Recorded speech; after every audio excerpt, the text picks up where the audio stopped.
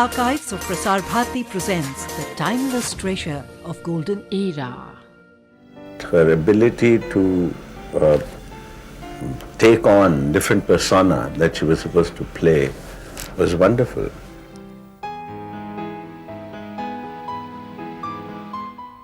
She always said, you can awe with, logic and brilliant thought, but you can only touch with emotion.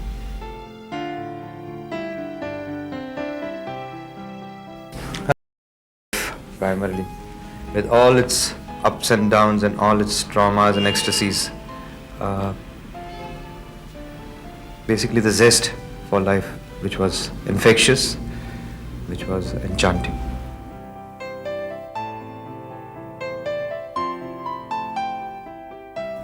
There will always be other people who come in, but there will not be another Smita Patil.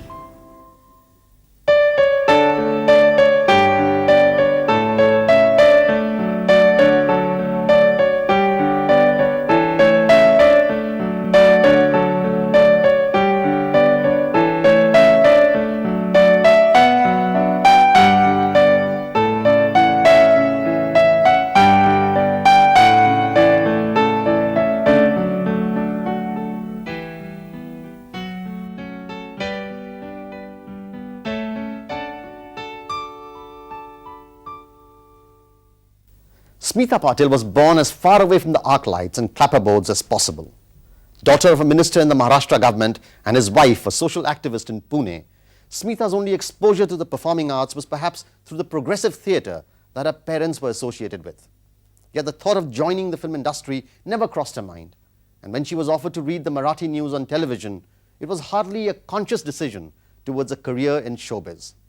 However, that one decision was to change her life. Watching the news one day was a master filmmaker who was casting for his new film.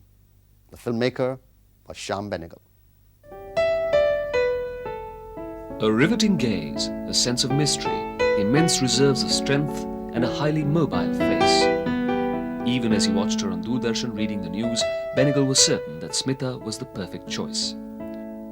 I saw her reading the news, Marathi news on Bombay Doordarshan. I found her presence both riveting and attractive. Both, she seemed to make contact with you in a way that I'd never seen anybody else since. However, while most others would have jumped at the opportunity, Smita was far from enthusiastic, and it was almost reluctantly that she met Benegal. I guess she was wary of the film world. It was an alien world, I think maybe my mother said, well, give it a shot, why not? There's no harm in meeting someone. The mid-70s was a heady period for the new Indian cinema. A bunch of committed filmmakers had arrived on the scene, taking the definition of Indian cinema well beyond the realms of entertainment. And leading the pack was Shyam Benegal. If mass communication was to work towards social change, then that change had to be portrayed by women as much as men. If the medium of cinema was to address issues, then the form itself could not be garbed in glamour and sparkle. This cinema had to be realistic and peopled with realistic and recognizable performers. Smita fitted the mold beautifully. But there was one hiccup. She had to make up her mind and take herself seriously as an actress. Earlier on, because she wasn't sure she wanted to be an actress.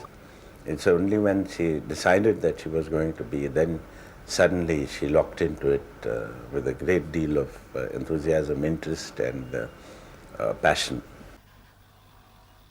While Smita made her screen debut through films such as Samna, Charandas Chor and Nishant in 1975, the world at large woke up to her with Benegal's Manthan. मैं तो देखूं तारी बाट दिन ना बीते ना ही रात कौने कहूँ दिल्ली बात मैं तो थाकी रे Manthan, produced and financed by 500,000 farmers of Gujarat, is an account of the formation of an early milk cooperative by overcoming the traditional establishment of politicians, landowners, middlemen and an uneducated community's prejudices. Smita Patil an urban, city-bred girl was transformed into a rural peasant. Her personality in the context of the film signified a determination that could make things change. Manthan, of course, made her known all over the country for that performance, also outside of India, because that was the first time I think Smita got noticed by people, audiences here, by film festival audiences all over the world. She had a fairly strong, loyal following even in France, in countries like France. Manthan was an eye-opener in other respects too. It was not only Smita's acting prowess that came to be noticed. Also evident was her intense presence that the casual eye had obviously missed, but the Ariflex 35mm had not. She had a certain kind of sex appeal that was tremendous amount. She also had, she attracted because there was so much passion, you could feel that passion come out of the screen. She could focus her eyes so perfectly, she could hold you with her look. Smita was there in Paris in 1980 in a hotel, along with Rajat Ray, Girish Karnad, Ador and myself. And when she appeared on the French TV, so all of us were interviewed, she appeared on the French TV, she created a sensation because on TV, French TV, she looked glorious. To understand Smita as an actress, it is essential to understand her as a person. As most artists, Smita was a very sensitive person, experiencing extreme emotions. And it is perhaps due to these experiences that she was able to convey every emotion surely but subtly, without resorting to loud histrionics. She was a heart over head person, always very passionate, very temperamental, very emotional, and extremely intense about it. She made no pretense, she made no efforts to hide or to camouflage or to suppress her, emotions. In fact, she quite thrived on it. Cinema analysts who had known Smita closely found her role in Bhumika very close to her own personality. Bhumika was based on the life of the Marathi actress Hansa Vadkar. The film portrays the tribulations of an emotionally strong and successful woman in an oppressive patriarchal society. She was just 20 at that time, and she played, started playing from about 16 all the way to the age of 40s. And each one of them, each facet of that personality, she projected with such conviction. And it was really Bennigal's perseverance which motivated Smita in interpreting the role. She was the hub of the story, as it were, and she had to be trained in many things, like she had to be trained in fencing, horse riding, a whole lot of things. So we had this person who used to train her in fencing, and she had to wake up early in the morning to go riding the horse at Mahalakshmi Racecourse. Training is one aspect, but there's also a certain amount of talent. And talent and training together, I think you have somebody like her. The role was to bring Smita her first national award as the Best Actress. It was perhaps only after Bhumika that Smita was to realize that acting was her true calling. Gone was the casualness with which she had approached her career in the early days. This Smita was deeply committed, and her choice of films in those years spoke of a progressive upbringing. Possibly, like contemporary filmmakers of that decade, she too was convinced that such kind of cinema would actually generate a social awareness, and that would make a difference. As early as 1981, she worked for Satyajit Ray in his classic made-for-Doordarshan, Sadgati.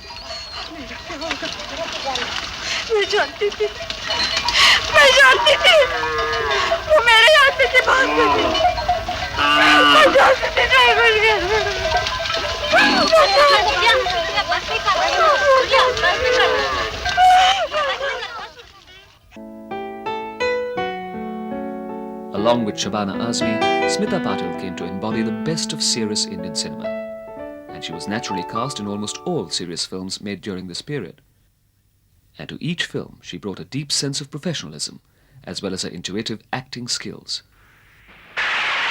In Dev Shishu, directed by Palendu Chakrabarti, it was Smita Patil's presence which lifted the film through her mature performance. Films like Chidambaram with Arvindan in Malayalam and Akale Shandhane with Mrinal Sen in Bangla were well-realized films with virtuoso performances from Smita Patil.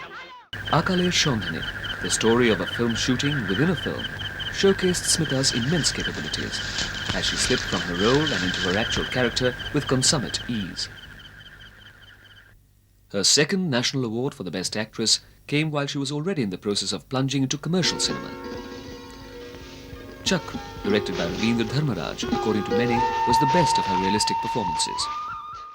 The film itself was a stark depiction of the life of slum dwellers in Bombay, whose morality and social values are guided by their levels of existence. So completely had Smita blended her personality with that of an average slum dweller that several shots from a hidden camera were taken while she was moving freely in the slums unrecognized. Her ability to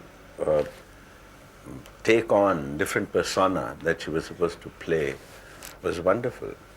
I don't know, that was some kind of a gift really, because it was a natural talent, a natural gift. The inherent problems of serious cinema were becoming apparent to Smita as much as to others related with it.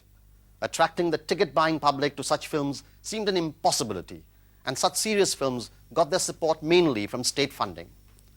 Among the many elements of commercial cinema that the new cinema steadfastly avoided was the star syndrome. Yet Smita and a few others had already achieved a stardom of sorts. The doyens of mainstream movie making could recognize a commercially saleable proposition when they saw one, and in Smita they could see a draw. Smita, on her part, looked upon acceptance in mainstream cinema as a means to attract audiences to the non-commercial cinema that she was committed to. Besides, it was inherent in Smita's personality to stretch her own limits. Restive in nature, being confined within artificial boundaries could bring her close to an emotional precipice. She also realized that sticking to non-commercial work could never afford her a financially stable lifestyle. However, all this was understood in retrospect. Her acceptance of commercial work was looked upon as a betrayal of the cause. A woman of Smita's type, background, and a full woman. She wants the good things of life. Today I say, why not? But that time, because that flow of this thing was there, of the parallel cinema, I feel there an element of betrayal, and that showed in my critique of her films. By 1982, Smita was deluged with commercial films. No less dedicated to this genre, Smita brought a dignity to even the most staid stereotypes that made her performances noticeable. So much so that she was being looked upon as an ideal partner for Amitabh Bachchan, with her seething intensity and palpable presence. The first film was with Amitabh Bachchan. I think she enjoyed it a lot. They both had a certain kind of intensity that complemented. So I found that particular scene rather well done, and I do remember all three did very well, but when we talk of Smita, of course, it was one of the nice scenes she did. The switch to commercial cinema, though monetarily rewarding, was somewhat of a misadventure. With Smita's moorings in a completely different setup, it was difficult for her to identify a good script and film. Smita was really at sea in that industry, you know, and she could not play the politics or play the game of commercial cinema, and she became so insecure and was therefore easy to manipulate. She did not know which camp, which film, what politics, which roles, which co-stars to pick, you know, how to, on what basis. Smita never gave up the new cinema. In spite of her commercial commitments, she grabbed every opportunity to do more meaningful roles. Umbartha was to happen in that milieu, and Smita did not let the chance slip. Directed by Jabbar Patel, one of her earliest directors, the bilingual film saw a landmark performance by Smita Patil. Many rate Smita's portrayal of Sulabha as her finest screen performance, for perhaps the role had shades of her mother, the upright crusader whom she idolized.